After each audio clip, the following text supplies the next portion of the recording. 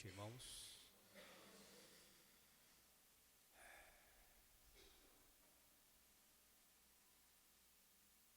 O mundo que essa época que estamos passando, guerras em várias partes do mundo, escândalos que não param de surgir, problemas familiares, aquelas inquietações de cada coração. Mas de repente, daqui a pouco, essa semana começa a Copa do Mundo. Aquela expectativa, tantas seleções, a seleção que vai trazer pelo menos alguns minutos de alegria.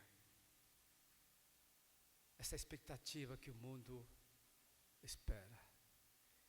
E uma coisa interessante também, aproveitar essa Copa, lançaram tal de álbum que tem 980 figurinhas. Cada figurinha custa R$1. Se cada vez que comprar pacotinho e não tiver nenhuma repetição, você vai gastar R$980. Mas não é isso que acontece. Muitas vezes, inclusive em vários condomínios, várias bancas de jornais prepararam um lugar para fazer aquelas trocas. Inclusive ontem, já quase entardecer, estava meio frio, no chão de cimento, várias pessoas sentadas no chão mesmo, né? Trocando figurinhas, crianças, adultos. Aquele empenho, aquele esforço daquelas pessoas para preencherem esse álbum de figurinhas. Aquelas figurinhas que tem foto dos jogadores de cada seleção. E segundo alguns matemáticos, se tiver repetições, claro que todos têm, porque o propósito é ganhar dinheiro. Sem repetições, para preencher esse álbum vai gastar mais ou menos R$4.300 a R$7.000. Isso é média, estatística. E consegue imaginar? R$4.000 a R$7.000 para preencher esse álbum. E as pessoas estão empenhadas, gastam dinheiro, fazem esforço para fazer essas trocas. Mas uma coisa mais impressionante, irmãos, se por acaso 1% da população brasileira estivesse participando completar álbum, comprar essas figurinhas, vocês têm uma ideia? 1% da população, mais ou menos 2.100.000, 2.200.000 pessoas, só essas pessoas resolvessem colecionar essas figurinhas. Alguém tem uma ideia? Quanto que vai gastar o povo? Se fosse mais ou menos R$4.000 por pessoa, R$9 bilhões. Agora, se for 7.000, R$15 bilhões. É muito dinheiro.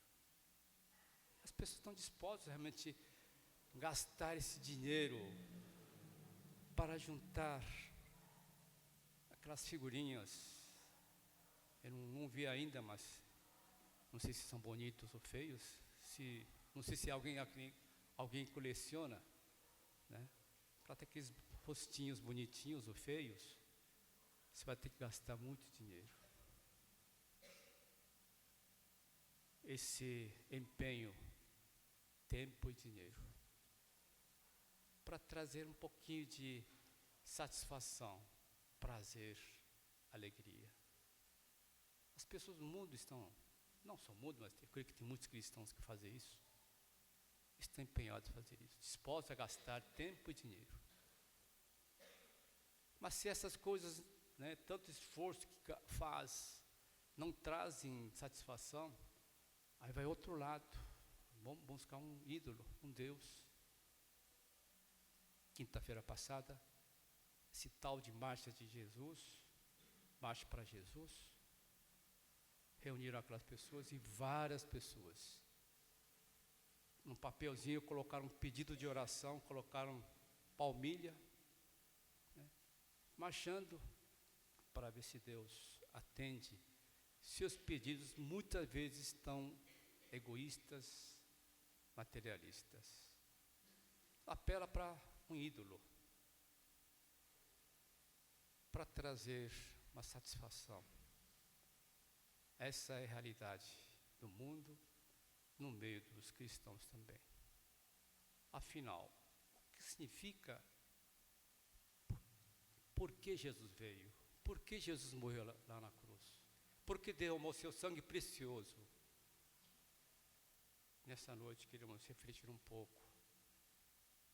Real sentido, significado, propósito de Cristo ter morrido lá na cruz. Vamos abrir nossas Bíblias, 2 Coríntios, capítulo 5, versículo 15. 2 Coríntios 5, versículo 15.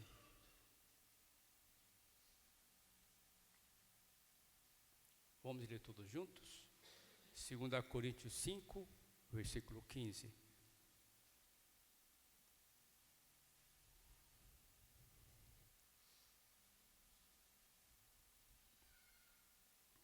Vou fazer a leitura. 2 Coríntios 5, 15. E ele morreu por todos, para que os que vivem não vivam mais para si mesmos, mas para aquele que por eles morreu, ressuscitou. O propósito de Cristo ter morrido e ressuscitado, para que não vivamos para nós mesmos, mas para Jesus. Precisamos entender essa verdade. Agora há pouco, quando entoamos o cântico, queremos ser pequenos cristos. Cristo, como Ele viveu, Ele quer como nós vivamos. Ele morreu para que não vivamos mais por nós mesmos, por aquele que deixou a glória, veio aqui na terra, morreu lá na cruz, para que tenhamos uma nova vida. Não a vida como as pessoas do mundo, não como esses religiosos, mas como pequenos cristos.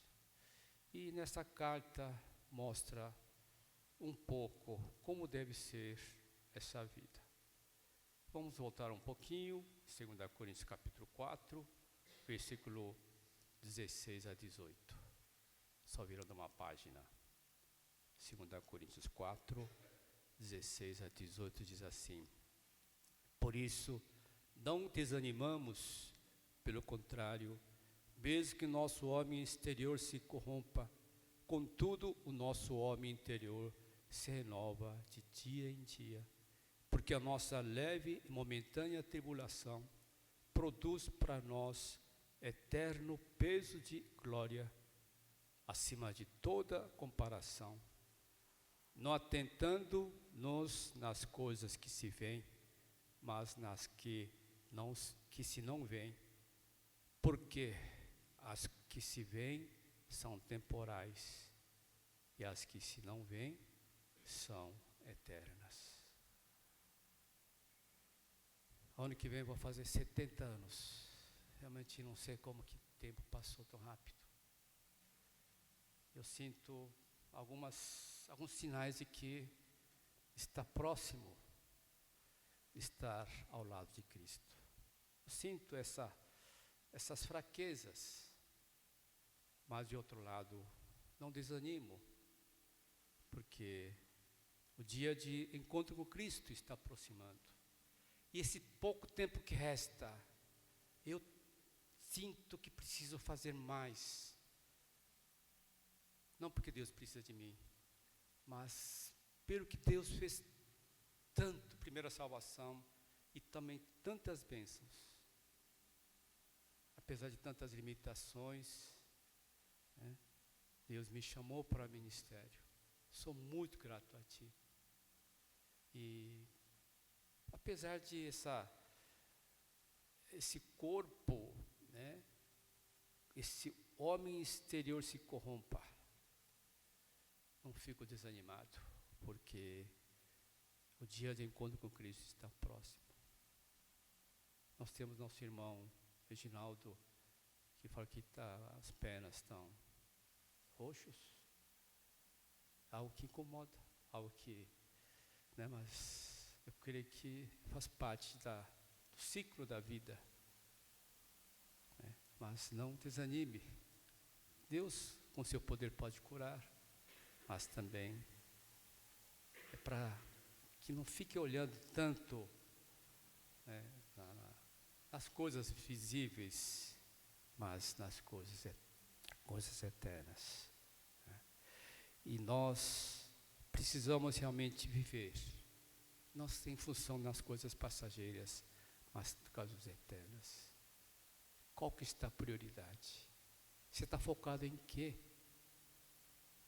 Não busque essas alegrias, prazeres, vantagens, lucros materiais, abrindo mão das bênçãos eternas. Se de fato nós morremos para as coisas desse mundo, né, como diz em Colossenses 3, 1 e 4, diz assim: portanto, se fosse ressuscitado juntamente com Cristo, se você realmente é uma nova criatura, se de fato é nova criatura em Cristo, buscai as coisas lá do alto, onde Cristo vive, assentado à direita de Deus. Pensai nas coisas lá do céu, não nas que são aqui da terra, porque morrestes e a vossa vida está oculta juntamente com Cristo em Deus. E quando Cristo, que a nossa vida se manifestar, então vós também sereis manifestados com Ele em glória. Se de fato você é uma nova criatura, você é cidadão do céu, busque as coisas lá do alto. Pense, cada de manhã acorda, em vez de ver a agenda com os compromissos, antes disso, né, eu quero ser usado por Deus, onde Deus me colocar. Essa tem que ser a oração de aquelas pessoas que são verdadeiramente cristãos. Buscar as coisas lá do alto. E versículo 17 fala: porque é a nossa leve e momentânea tribulação.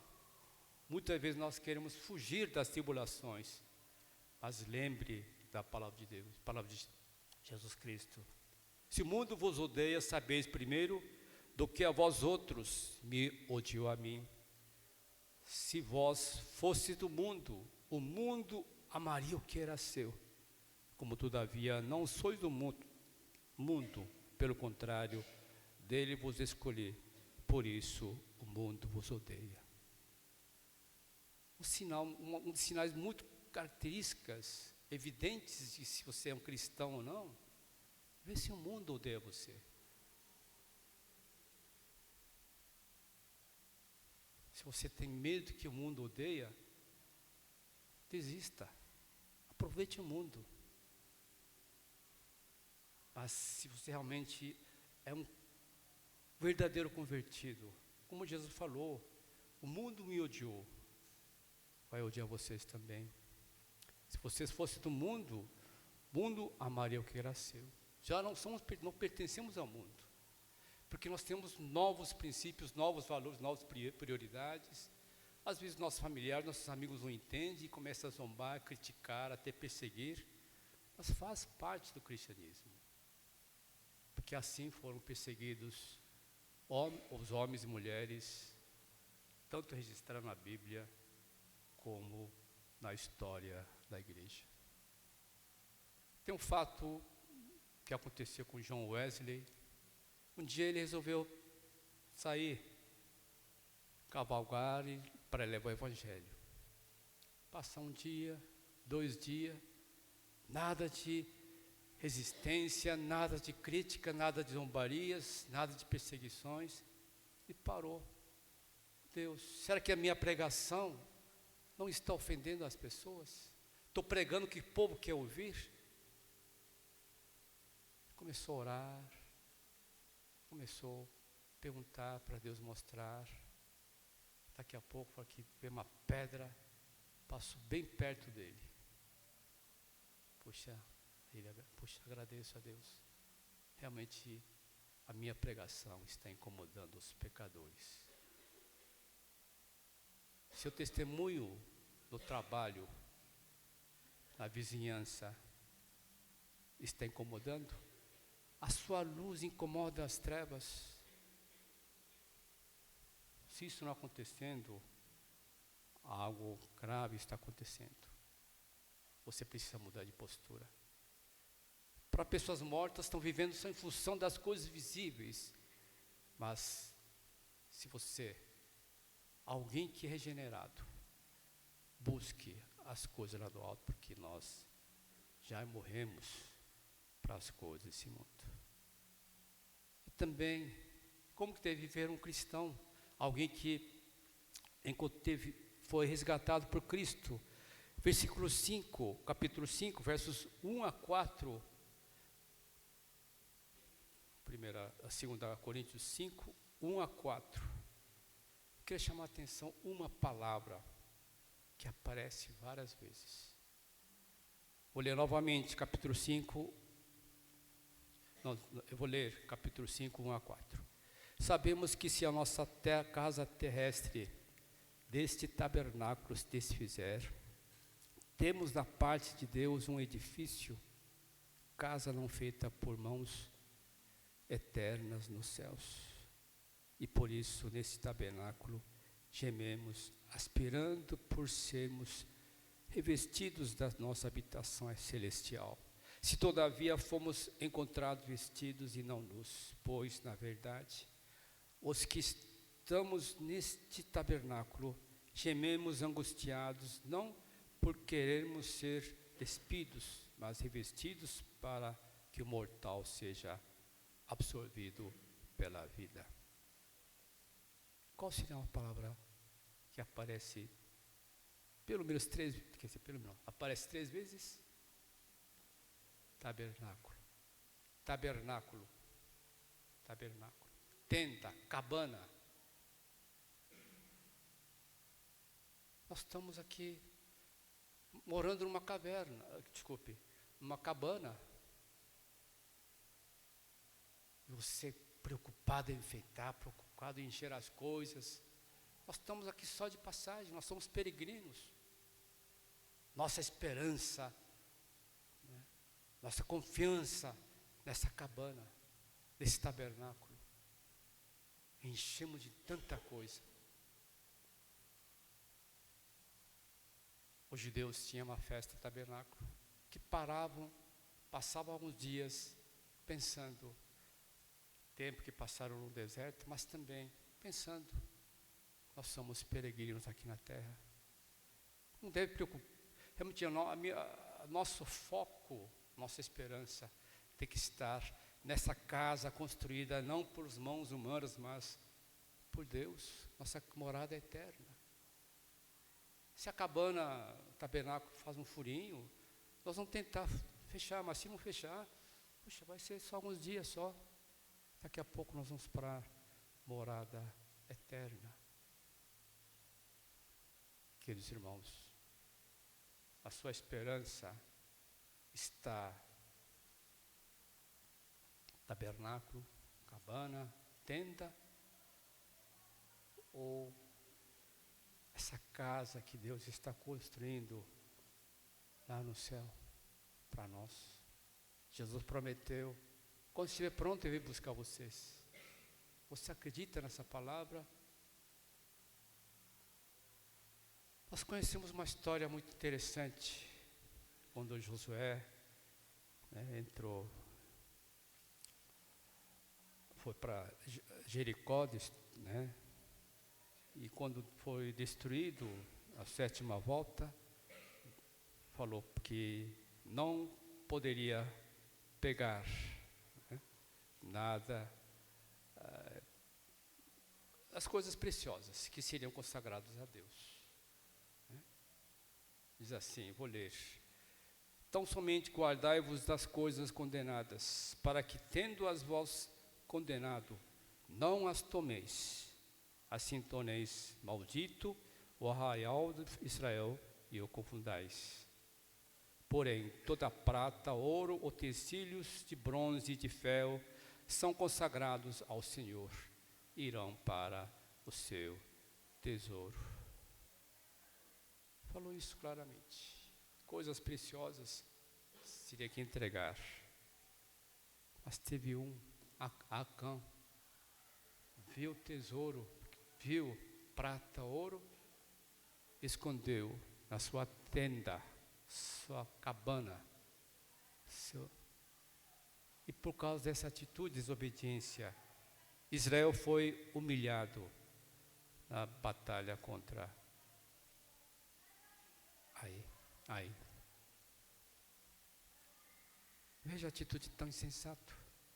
Colocar tesouro numa cabana. Nós vamos continuar passageiros, peregrinos.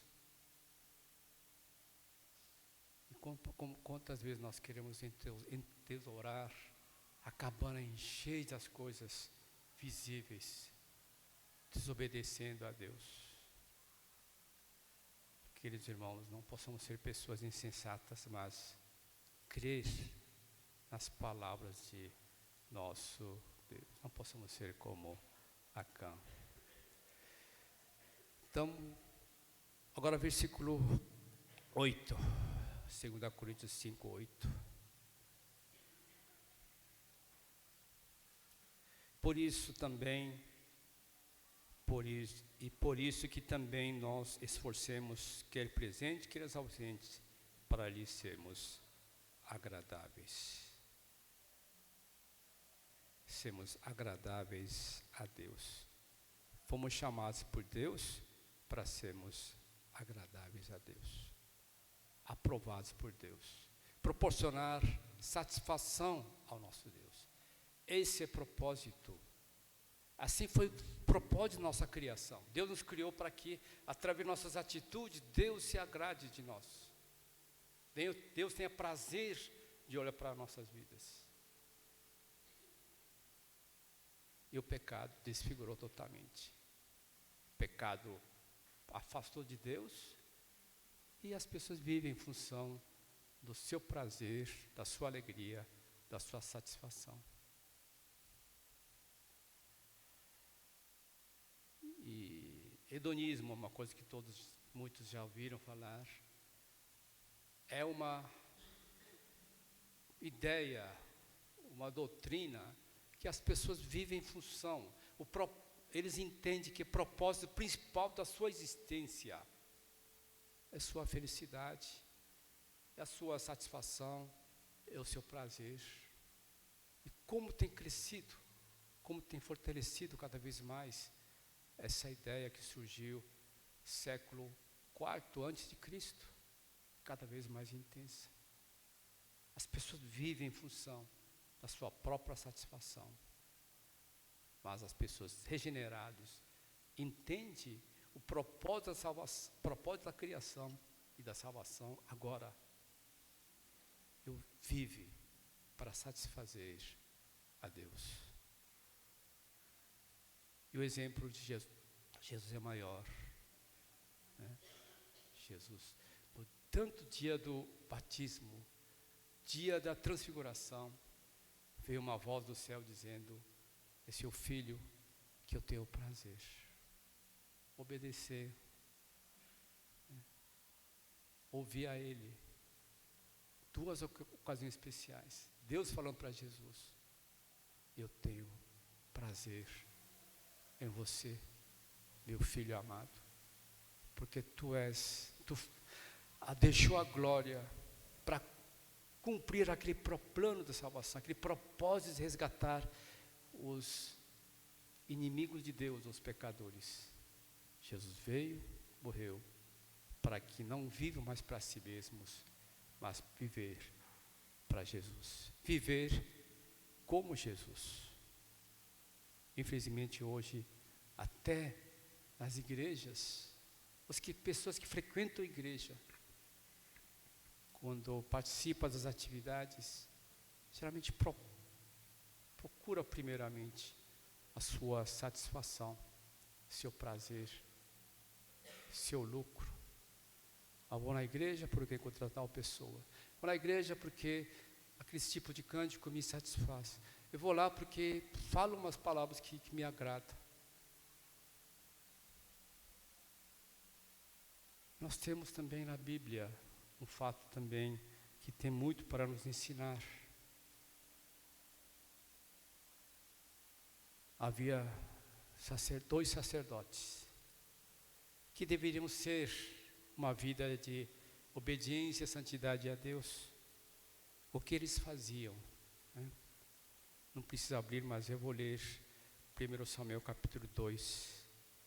Também, antes de queimar a gordura, vinha o moço de sacerdote, dizia aos homens que sacrificava: dá essa carne para assar aos sacerdotes, porque não aceitará de ti a carne cozida, senão crua. Se oferecerdes, respondia: queime-se primeiro gordura, depois tomarás quanto quiseres. Então eles diziam: não, porém há de matar agora, senão tomá-lo-ei à força. Eram Hofni,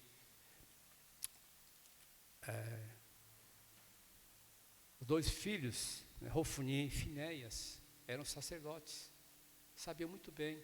Primeiro sacrificava, depois podia comer gorduras. Primeiro, gordura era oferecida a Deus, mas eles queriam primeiro para si.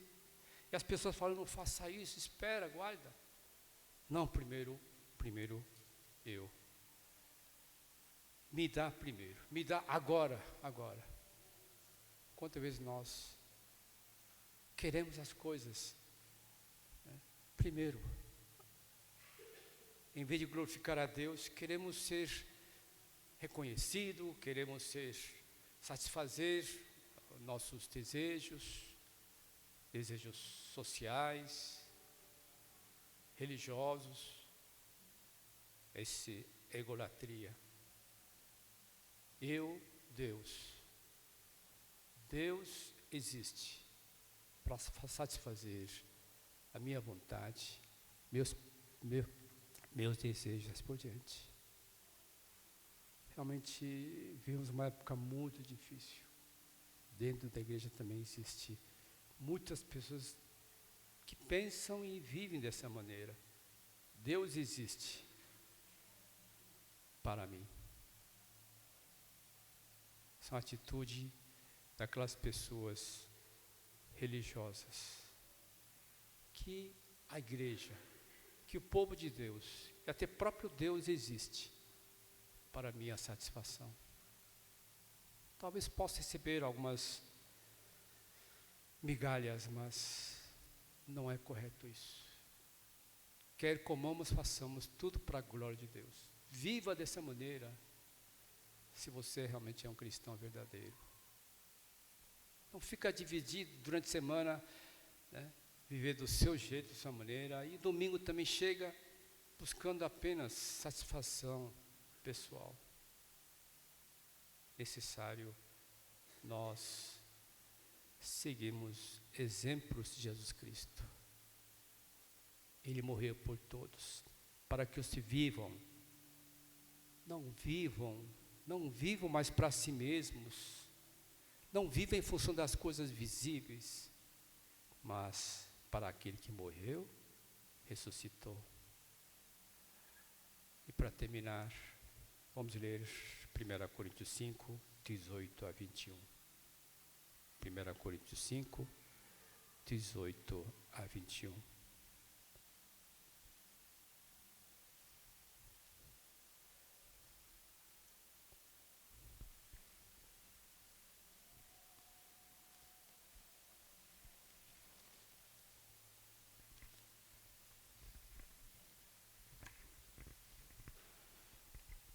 diz assim: graças, porém, a Deus, que em Cristo sempre nos conduz em triunfo e por meio de nós manifesta em todo lugar a fragrância do seu conhecimento. Desculpe. 2 Coríntios 5, 18 a 21. Ora, tudo provém de Deus, que nos reconciliou consigo mesmo por meio de Cristo e nos deu o ministério da reconciliação. A saber que Deus estava em Cristo reconciliando consigo o mundo, não imputando aos homens as suas transgressões, e nos confiou a palavra da reconciliação, de sorte que somos embaixadores em nome de Cristo, como se Deus exortasse por nosso intermédio. Em nome de Cristo, pois rogamos que vos reconcilieis com Deus. Aquele que não conheceu o pecado, Ele o fez pecado por nós, para que nele fôssemos feitos justiça de Deus. Jesus deixou a glória, morreu lá na cruz e nos reconciliou com Deus. E nos confiou esse ministério tão precioso de reconciliação. Pequenos Cristos, segui o exemplo de Jesus Cristo. Você tem empenhado para cumprir esse ministério? Ser embaixador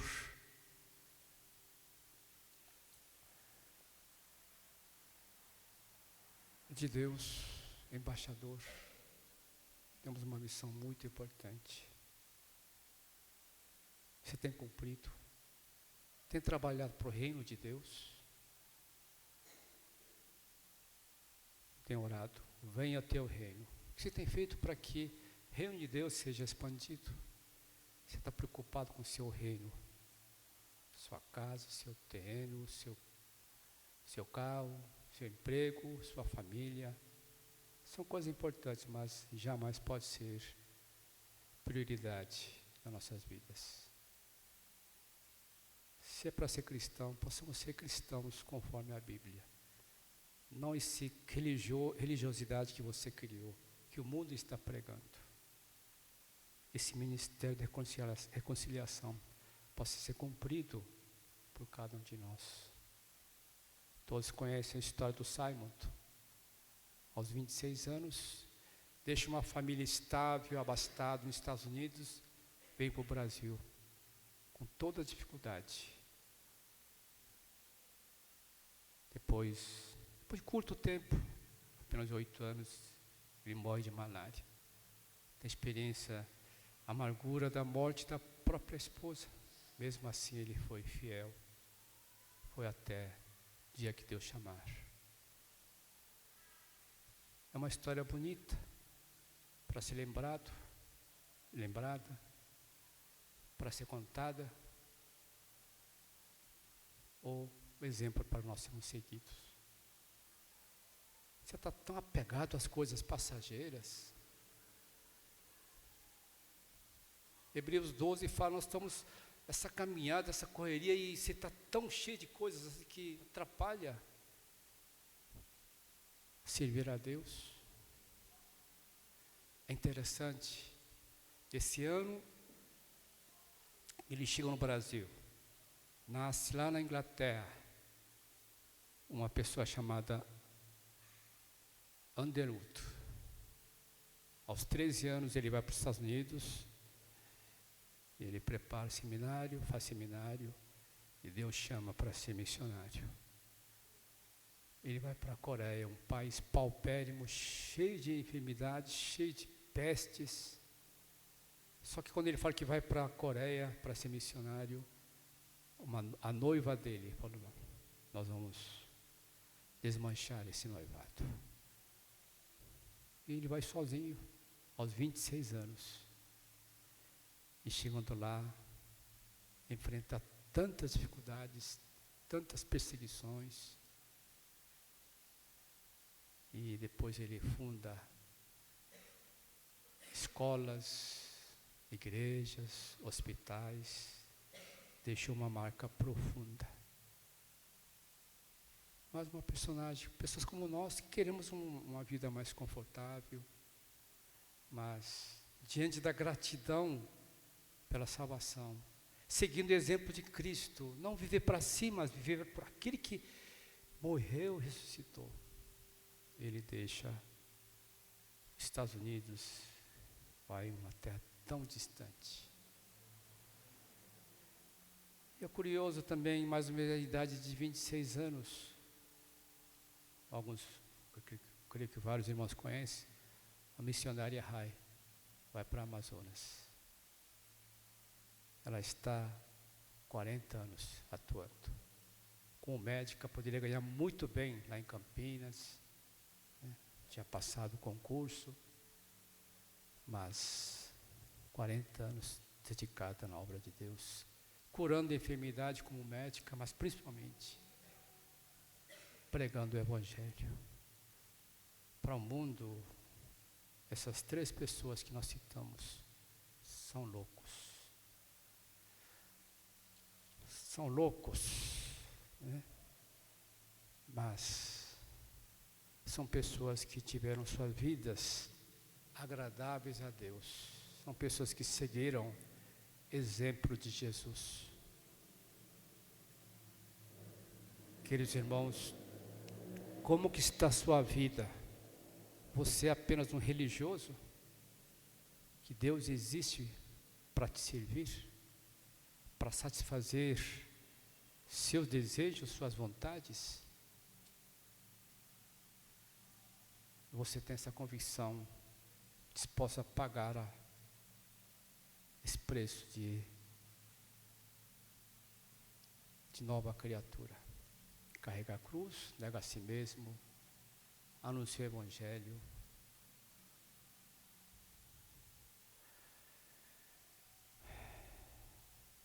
Paulo, ele trabalhou tanto, né? E ele diz, né? Ele mesmo fala, eu trabalho bastante, mas não fui eu, foi pela graça de Deus. Graças a Deus me capacitou a praticar, a trabalhar tanto. E ele diz lá em Filipenses, portanto, para mim viver é Cristo, morrer é lucro. Entretanto, se o viver na carne traz fruto para o meu trabalho, já não sei o que hei de escolher. Ora, de um e outro lado estou constrangido, tendo o desejo de partir e estar com Cristo, o que é incomparavelmente melhor. Mas por vossa causa é mais necessário permanecer na carne. Convencido disto, estou certo que ficarei e permanecerei com todos vós para o vosso progresso e gozo na fé. Além de evangelização, missão, você tem que preocupar, vocês como oficiais, dedicar mais para que o povo de Deus possa haver esse progresso na fé, sendo exemplo para que, é como Paulo disse, né? Para mim, eu estou pronto. Quando Deus me chamar, eu estarei pronto para estar na sua presença. Porque um dia Deus vai nos chamar, né? Porque importa que todos nós compareçamos perante o tribunal de Cristo, para que cada um receba segundo o bem ou mal que tiver feito por meio do corpo. Que todos nós possamos receber elogios, reconhecimento por parte de Deus e temos uma vida aprovada, uma vida agradável a Deus. Esse deve ser alvo, propósito da nossa existência. Se Deus deu mais um dia de vida, porque Deus quer que nós vivamos por aquele que morreu e ressuscitou, Jesus Cristo. Não seja religioso. Religioso não entra no céu. Religioso vive em função de migalhas, mas não tem aquela vida abundância, aquela vida que Jesus quer nos conceder. uma nova vida como novas criaturas. Oremos. Querido Pai, muito obrigado, porque nós éramos mortos espiritualmente, vivemos só em função das coisas visíveis, coisas palpáveis, coisas desse mundo. Mas uma vez que Deus, na sua graça, nos deu a salvação através do nosso Senhor e Salvador Jesus Cristo, nós fomos regenerados, nós tornamos novas criaturas em tudo, princípios, valores, prioridades, esperança. Deus, nos ajude para que possamos seguir os passos de Jesus, mesmo que isso possa trazer um custo alto, porque as tribulações, as perdas desse mundo não dá para ser comparado à glória que nos aguarda. Apóstolo Paulo, que esteve no terceiro céu, viu aquela glória, ele tinha esse desejo de estar com Cristo. Nos dê a fé de que existe realmente esse lugar eterno na tua presença, que nós somos apenas peregrinos, nós somos apenas, esse corpo é um tabernáculo, é uma cabana, uma tenda. Deus, nos ajuda para que nós não possamos ser como Acã, encher de coisas passageiras, nós possamos encher com a tua palavra, encher do teu Santo Espírito, encher das coisas que te agradam, e assim, quando estivermos na tua presença, tribunal, possamos receber, Deus possa nos receber com um sorriso enorme, porque fomos fiéis, se for necessário, fiéis até a morte. Com isso, nós possamos causar impacto, possamos ser luz e sal, que através de nossas vidas, nosso Deus seja honrado e glorificado. Nos ajude para que nós não possamos viver em coisas fúteis, coisas passageiras, essas coisas que trazem uma satisfação pessoal, mas o propósito nosso seja ter uma vida agradável a Deus, uma vida aprovada por Deus. Abençoe a tua igreja, desperta, que a tua verdade, o evangelho genuíno, possa ser realmente compreendido com a ajuda do Espírito Santo e possamos colocar em prática nesse mundo de trevas, nesse mundo de tantas ideias falsas, evangelho adocicado, evangelho sem cruz, nos ajuda a viver, pregar evangelho genuíno, e assim